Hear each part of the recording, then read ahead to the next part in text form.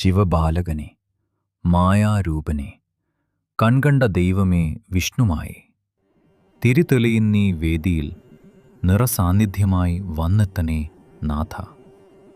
കനിവോട് നീ വിഘ്നങ്ങൾ മാറ്റുവാൻ, വിജയം വരിക്കുവാൻ കൂടെയുണ്ടാകണേ ചാത്തൻ സ്വാമിയെ. ഓം ശ്രീ വിഷ്ണുമായ സ്വാമിയേ നമഃ. എല്ലാവർക്കും നമസ്കാരം. ഇന്ന് നമ്മളിവിടെ ഒത്തുകൂടിയിരിക്കുന്നത് വളരെ പ്രധാനപ്പെട്ടൊരു വിഷയത്തെക്കുറിച്ച് ചർച്ച ചെയ്യാനാണ്. സമൃദ്ധി അല്ലെങ്കിൽ ഐശ്വര്യം. പലപ്പോഴും ആത്മീയതയെന്ന് കേൾക്കുമ്പോൾ ദാരിദ്ര്യമാണോ അല്ലെങ്കിൽ ഭൗതിക സുഖങ്ങൾ ഉപേക്ഷിക്കലാണോ എന്ന് പലരും തെറ്റിദ്ധരിക്കാറുണ്ട്. എന്നാൽ വേദങ്ങൾ അങ്ങനെയല്ല നമ്മെ പഠിപ്പിക്കുന്നത്. യജുർവേദത്തിലും ഋഗ്വേദത്തിലും മനുഷ്യൻ്റെ പൂർണ്ണമായ വളർച്ചയ്ക്കാവശ്യമായ ധനവും ധാന്യവും പശുക്കളും സമ്പത്ത്, വീരന്മാരായ മക്കളും ആരോഗ്യവും എല്ലാം അത്യാവശ്യമാണെന്ന് ഋഷിവര്യന്മാർ വ്യക്തമായി പറഞ്ഞിട്ടുണ്ട്. ഇന്ന് ഞാൻ നിങ്ങളുമായി പങ്കുവയ്ക്കാൻ പോകുന്നത് എങ്ങനെയാണ് വൈദിക മന്ത്രങ്ങളിലൂടെയും അനുഷ്ഠാനങ്ങളിലൂടെയും നമ്മുടെ ജീവിതത്തിലേക്ക് ഐശ്വര്യത്തെ ആകർഷിക്കുക എന്നതാണ്. സങ്കല്പത്തിൻ്റെ ശക്തി. The power of intention in Yajurveda. നമ്മുടെ ചിന്തകളും വാക്കുകളുമാണ് നമ്മുടെ യാഥാർത്ഥ്യം സൃഷ്ടിക്കുന്നത്. യജുർവേദത്തിലെ 18-ാം അധ്യായത്തിൽ ചമകം എന്ന് പ്രസിദ്ധമായ ഒരു ഭാഗമുണ്ട്. ഇവിടെ സാധകൻ തനിക്ക് വേണ്ടുന്ന ഓരോ കാര്യങ്ങളും എണ്ണിപ്പറഞ്ഞ് ഇതെല്ലാം എനിക്ക് ലഭിക്കട്ടെ അല്ലെങ്കിൽ ഇതെല്ലാം എൻ്റേതാണ് എന്ന് പ്രഖ്യാപിക്കുന്നു. യജുർവേദത്തിലെ ഈ മന്ത്രം നോക്കൂ. വാജശ്ചമേ പ്രസവശ്ചമേ, പ്രയതിശ്ചമേ പ്രസിദ്ധിശ്ചമേ, ധീതിശ്ചമേ ക്രതുശ്ചമേ. ഇതിൻ്റെ അർത്ഥം ഇതാണ്: ആഹാരം എൻ്റേതാകട്ടെ, അത് ഉൽപ്പാദിപ്പിക്കാനുള്ള കഴിവ് എൻ്റേതാകട്ടെ, പരിശ്രമം എൻ്റേതാകട്ടെ, അതിനുള്ള ഇച്ഛാശക്തി എൻ്റേതാകട്ടെ.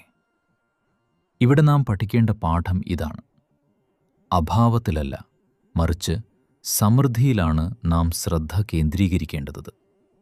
എനിക്ക് ഇതില്ല എന്ന് കരയുന്നതിന് പകരം എനിക്ക് അന്നവും ഊർജവും ഐശ്വര്യവും ലഭിക്കുന്നു എന്ന് പ്രപഞ്ചത്തോട് ഉറക്കെ പ്രഖ്യാപിക്കുക.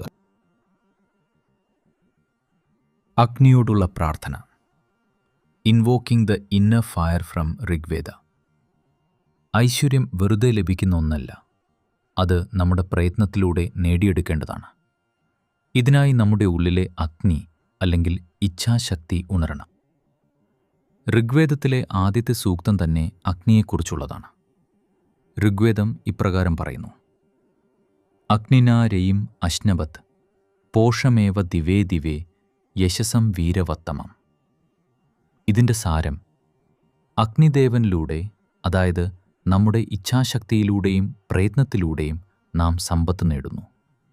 അത് ദിവസേന വർദ്ധിക്കുന്നതും പ്രശസ്തി നൽകുന്നതും വീരന്മാരായ തലമുറകളെ നൽകുന്നതുമാണ്.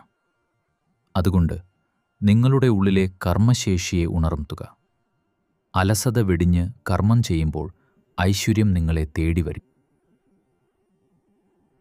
ഊർജ്ജസ്വലതയാണ് സമ്പത്ത്. യജുർവേദത്തിൻ്റെ തുടക്കം തന്നെ ഊർജ്ജസ്വലരായിരിക്കാനുള്ള ആഹ്വാനത്തോടെയാണ്. ഇഷേ തൂർജേ ത്വ വായവസ്ഥ. ഇതൊരു പ്രാർത്ഥനയാണ്.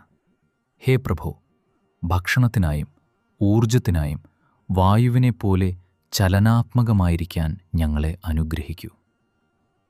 രോഗമില്ലാത്ത ശരീരവും തളരാത്ത മനസ്സുമുണ്ടെങ്കിൽ മാത്രമേ നമുക്ക് സമ്പത്ത് നേടാനും അത് അനുഭവിക്കാനും കഴിയൂ. അതിനാൽ നിങ്ങളുടെ ആരോഗ്യം സംരക്ഷിക്കുക. വായുവിനെപ്പോലെ എപ്പോഴും കർമ്മനിരതരായിരിക്കുക. വേദങ്ങൾ നമുക്ക് നൽകുന്ന സന്ദേശം വ്യക്തമാണ്. ഈ ലോകം സമൃദ്ധമാണ്, അത് നമുക്ക് അനുഭവിക്കാനുള്ളതാണ്. അതിനായി വേണ്ടത് 3 കാര്യങ്ങളാണ്: സങ്കല്പം, എനിക്ക് സമൃദ്ധി വേണം എന്ന കൃത്യമായ ബോധം; കർമ്മം, അഗ്നിയെപ്പോലെ ജ്വലിച്ചു നിന്നുകൊണ്ട് പ്രവർത്തിക്കുക; ദാനം, യജ്ഞം എന്ന ആശയത്തിലൂടെ നാം കൊടുക്കുമ്പോഴാണ് നമുക്ക് തിരിച്ചു ലഭിക്കുന്നത് എന്ന് മനസ്സിലാക്കുക. ഈ വൈദിക തത്വങ്ങൾ നിങ്ങളുടെ നിത്യജീവിതത്തിൽ പകർത്തുക.